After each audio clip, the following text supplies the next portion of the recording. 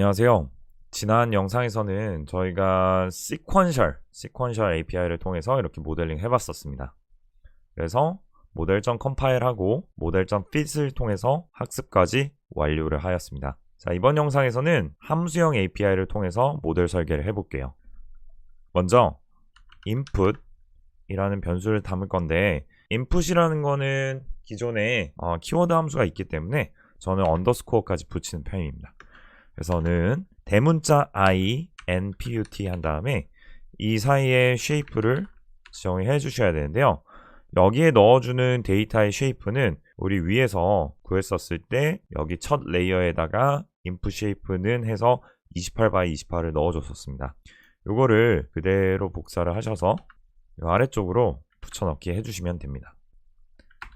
그 다음으로는 변수를 하나 만들 거예요. x는 첫 레이어가 flatten 레이어니까 flatten 이렇게 적고요. 우측에 input 데이터가 들어갈 괄호를 하나 열어주시고, 이 안에다가 저희 flatten 레이어가 첫 레이어가 될 거니까 첫 레이어의 input으로는 바로 저희가 위에서 정의한 input 변수가 들어가게 됩니다. 그래서 이거를 복사하셔서 여기다 넣어주시고요. 레이어의 우측 괄호에 위치한 곳에는 input 값이 들어가게 되겠고요. 그 다음에 이걸 통해서 return으로 받는 것이 output, 결과 값이 되겠습니다. 자, 제가 x라는 결과 값을 받았는데 x1으로 한번 결과 값을 받아볼게요. 다음으로는 dense 레이어를 쌓아 주셔야 되는데 256개를 적도록 하겠습니다. 그리고 activation은 value로 지정해 줄 텐데요. 이것도 마찬가지로 우측에 입력값이 들어갈 텐데, 여기서 들어갈 입력값은 바로 전 레이어에서 나온 출력값이 될 거예요. 그러니까 이 x1을 여기에다가 그대로 넣어만 주면 됩니다. 마찬가지로 얘도 출력값이 나올 거예요. 그러면 x2로 받아주시면 되겠습니다. 자, 이거를 반복적인 작업이니까 몇 개를 복사해 주도록 하겠습니다. 자, 128이니까 128.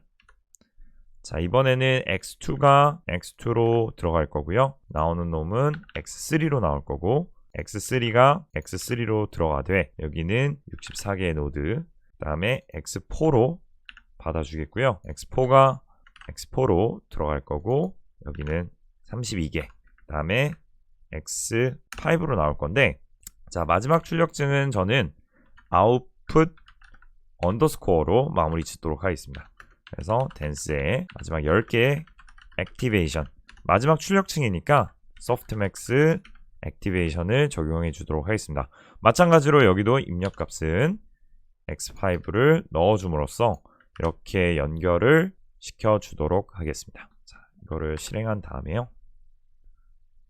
output 레이어 저희 마지막 변수 출력값을 실행시켜 보면은 마지막 액티베이션이 softmax가 적용이 되어 있고 출력값이 10개로 나오는 것을 볼 수가 있어요.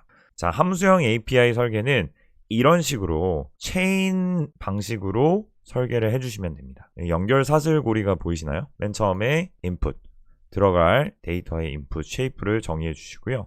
이 입력값이 첫 번째 레이어로 들어와서 나오고, 다시 들어와서 나오고, 다시 들어가서 나오고, 이런 식으로 만들어주는 거죠. 자, 이렇게 되면은 우리 각각의 변수의 레이어의 출력값들이 담기게 됩니다. 나중에 이렇게 설계를 했을 때에는 유넷을 만들 때 이러한 스킵 커넥션 같은 것들도 만들어 보실 수가 있어요. 그러니까 조금 더 복잡한 모델을 이제는 펑셔널 API로 구현하실 수가 있다는 얘기입니다. 자, 여기서 끝은 아닙니다.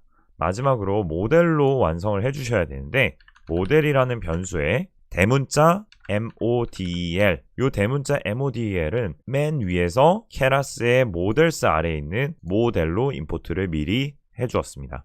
인풋도 마찬가지로 레이어스 안에서 미리 임포트를 해주었습니다. 자, 그러면 대문자 모델을 적어 주셨으면 괄호를 열어 주시고, 여기에 파라미터가 2개가 들어가요. 첫 번째로는 input, 입력값, 이 변수가 들어가고요. 그 다음으로는 쉼표 하시고 output, 최종 출력값이 나오게 됩니다.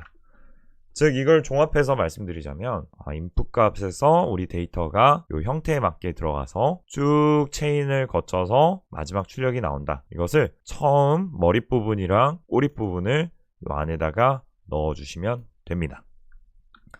자, 실행해 주시고 모델점 서머리를 찍어 보시면 이렇게 나오는 것을 볼 수가 있어요. 자, 여기 파라미터의 개수가 244,522개로 나오는 것을 볼 수가 있죠. 시퀀셜로 저희가 모델링 했을 때에도 파라미터 개수가 동일합니다. 그러니까 우리 펑셔널 API로도 모델을 똑같이 잘 구현했다고 볼 수가 있겠네요. 자, 이제 우리가 이 모델을 학습을 시켜야 되는데 이 모델의 학습 방법이 시퀀셜로 쌓아주셨을 때랑 다르지 않습니다. 마찬가지로 이 모델은 똑같다라고 보시면 돼요.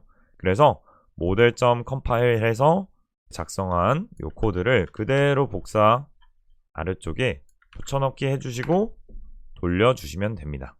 그러면 역시 학습이 잘 되고 있는 것을 볼 수가 있겠죠. 자, 학습이 완료되었습니다. 종합해보자면 펑셔널 API는 복잡하거나 어렵지는 않다라고 생각해요. 다소 생소할 뿐인데요. 입력값을 이렇게 체인 방식으로 잘 구현해 주시면은 시퀀셜을 구현하듯이 똑같이 여러분들도 구현하실 수가 있을 겁니다. 자, 이번 영상에서는 펑셔널 API를 통해서 어떻게 모델링을 할 수 있는지 알아봤습니다. 감사합니다.